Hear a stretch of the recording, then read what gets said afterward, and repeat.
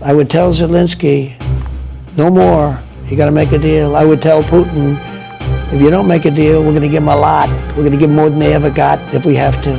I will have the deal done in one day. One day.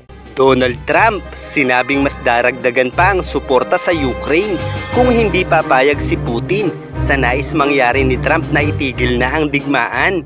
Isang napakatinding pahayag na yumanig sa karamihan dahil ang buong pag-aakala ng lahat ay basta na lamang pababayaan ni Donald Trump ang Ukraine laban sa Russia. Kaya naman sa videong ito ay aalamin natin ang buong detalye ng mga pahayag mula kay Trump upang mas maunawaan natin kung papaano patitigilin ni Trump ang digmaang ito sa ayaw at sa gusto ng Ukraine o mga Ruso. And Putin made a bad mistake, in my opinion. What was his mistake? His mistake was going in. He would have never gone in if I was president. We used to talk about it. Marami ang nagsasabi na si Donald Trump ay mas pumapabor para sa Russia dahil habang nagpapatuloy si Joe Biden sa pagbibigay ng sandata para sa Ukraine ay mariin namang tinututulan ni Donald Trump ang mga pamamaraang ito kung kaya't madaling nalilito ang mga tao at nasasabi nilang makarasya nga ang bagong Pangulo.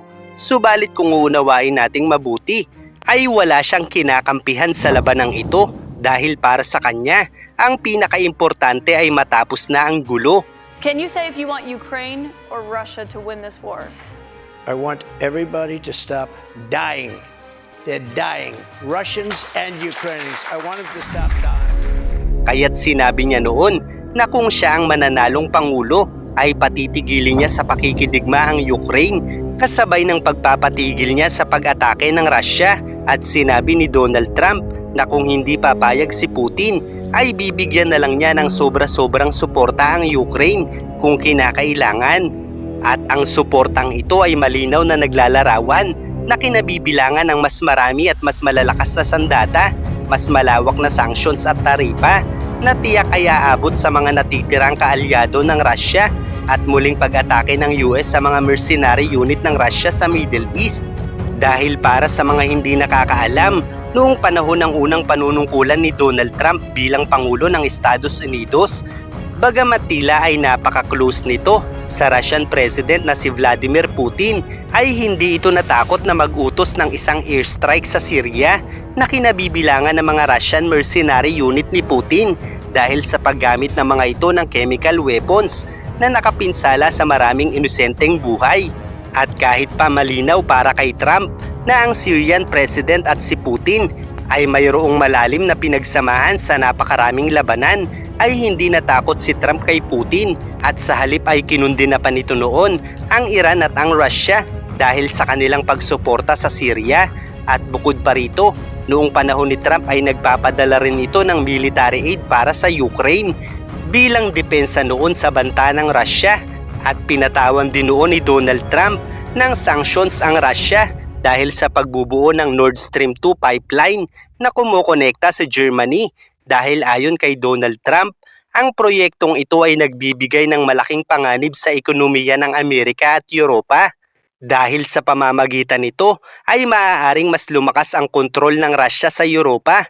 Kaya't ganoon na lamang ang galit ni Donald Trump noon sa NATO dahil habang nagnanais silang makinabang ng gusto sa oil and gas ng mga Ruso, ay ang US pa rin ang nagbibigay ng napakalaking ambag para sa alyansa ng mga ito.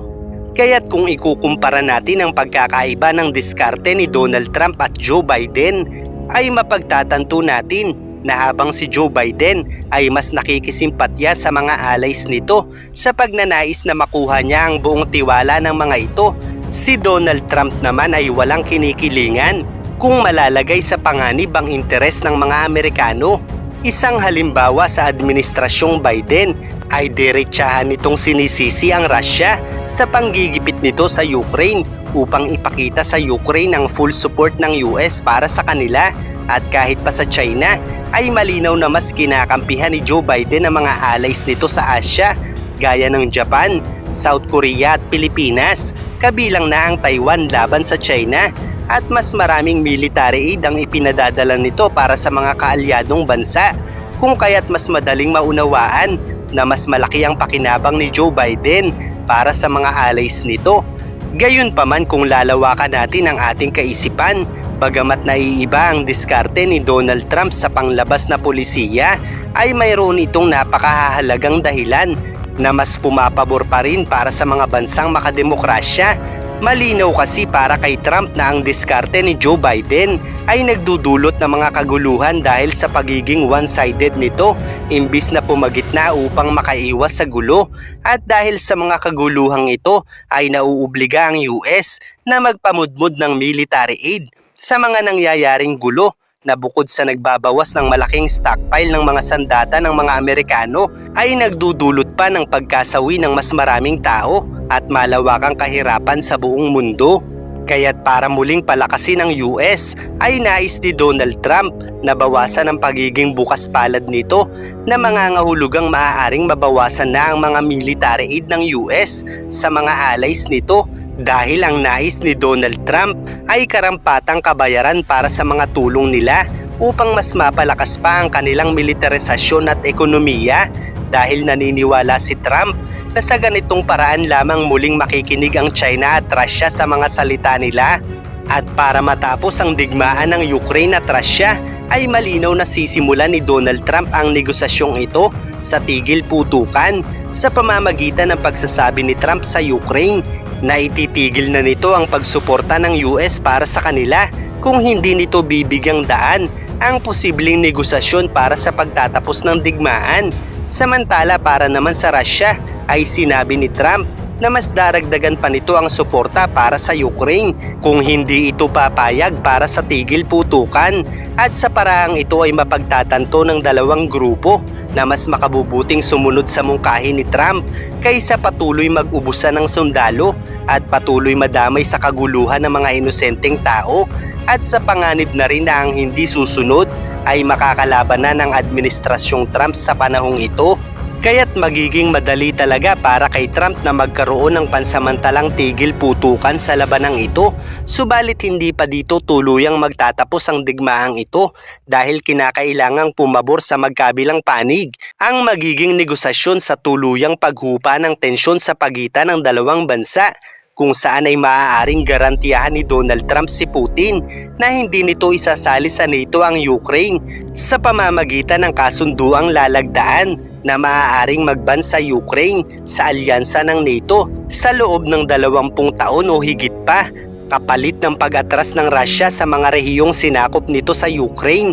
Subalit maaaring hindi maging sapat para sa Russia ang negosasyong ito kung hindi magkakaroon ng parehong pakinabang ang Russia sa mga rehiyong nasakop nito, kung kaya't posibleng magkaroon ng kasunduan ng Ukraine at Russia na pamahalaan ng Russia ang ilang mahahalagang lugar sa rehiyong ito, o kaya naman ay magkaroon ng kasunduan na bubuwisan ng Russia ang Ukraine sa mga rehiyong ito kapalit ng kanilang pag-atras upang matapos na ang gulo.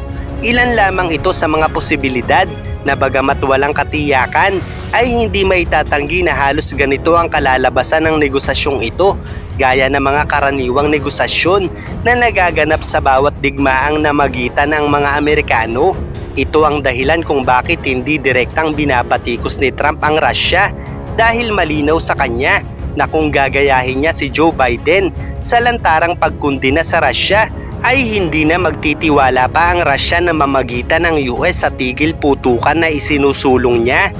Kung kaya't bagamat magkaiba ang diskarte ng dalawang pangulo, ay maaaring mas maisusulong ni Donald Trump ang kapayapaan sa panunungkulan nito at magagawa niyang pigilan ng labis-labis na paglakas ng China at ng Russia na maaaring sa malapit na hinaharap ay makakalaban din nila.